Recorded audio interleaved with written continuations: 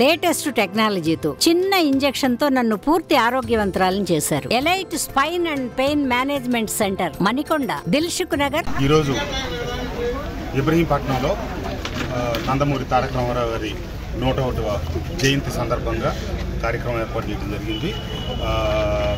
ఈ తెలుగు జాతి ప్రజలందరూ తెలుగు జాతి ఉన్నంత వరకు నందమూరి తారక రామారావు గారిని మర్చిపోదు ఈ జాతి.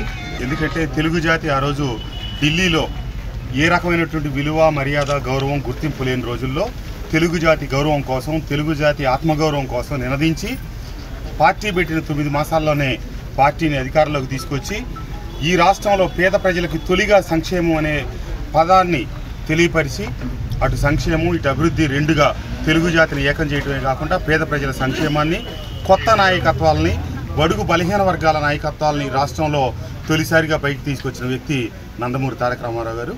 తప్పకుండా వారి జయంతి సందర్భంగా వారికి ఘనమైన నివాళులు అర్పిస్తూ వారు చూపించిన బాటలోనే వారి ఆశయ సాధన కోసం నడుస్తామని చెప్పి తెలియజేస్తూ, తెలుగుదేశం పార్టీ వ్యవస్థాపకులు నందమూరి తారక రామారావు గారు తెలుగు జాతి గుర్తుండిపోయేటట్టుగా తెలుగు జాతికి ప్రపంచంలో గుర్తింపు తీసుకొచ్చి తెలుగు జాతిని ఐక్యపరిచి ఆనాడు 83లో తొలిసారిగా ముఖ్యమంత్రి అయిన తర్వాత సంక్షేమం, అభివృద్ధి రెండు కళ్ళుగా ముందుకు తీసుకెళ్లిన మహనీయుడు.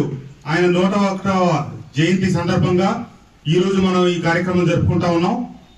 తప్పకుండా ఆ మహనీయుడికి గత ప్రభుత్వ హయాంలో అవమానం జరిగింది. ఎన్టీఆర్ యూనివర్సిటీ అని ఉన్న పేరుని తీసి వైఎస్ రాజశేఖర రెడ్డి గారి పేరు మీద ఏ కార్యక్రమం పెట్టినా ఎవరు ఆక్షేపించినా పెట్టొద్దని చెప్పలా. కానీ ఒక పార్టీ వ్యవస్థాపకులు, మాజీ ముఖ్యమంత్రి వారి పేరు మీద ఏర్పాటైనటువంటి యూనివర్సిటీని ఉద్దేశపూర్వకంగా తొలగించి మళ్ళా ఆ పేరు మార్చి పెట్టడం ఈ రాష్ట్రంలో ఉన్నటువంటి అందరికీ, ప్రజల మొత్తం కూడా బాధపడిన క్షణం అది. తప్పకుండా చంద్రబాబు నాయుడు గారి నాయకత్వంలో మళ్ళీ రేపు కూటమి ప్రభుత్వం అధికారంలోకి వస్తుంది. ఆ మహానుభావుడి పేరు మీద ఈ జిల్లానే కాదు మళ్ళా ఎన్టీఆర్ యూనివర్సిటీ ఏర్పడాలని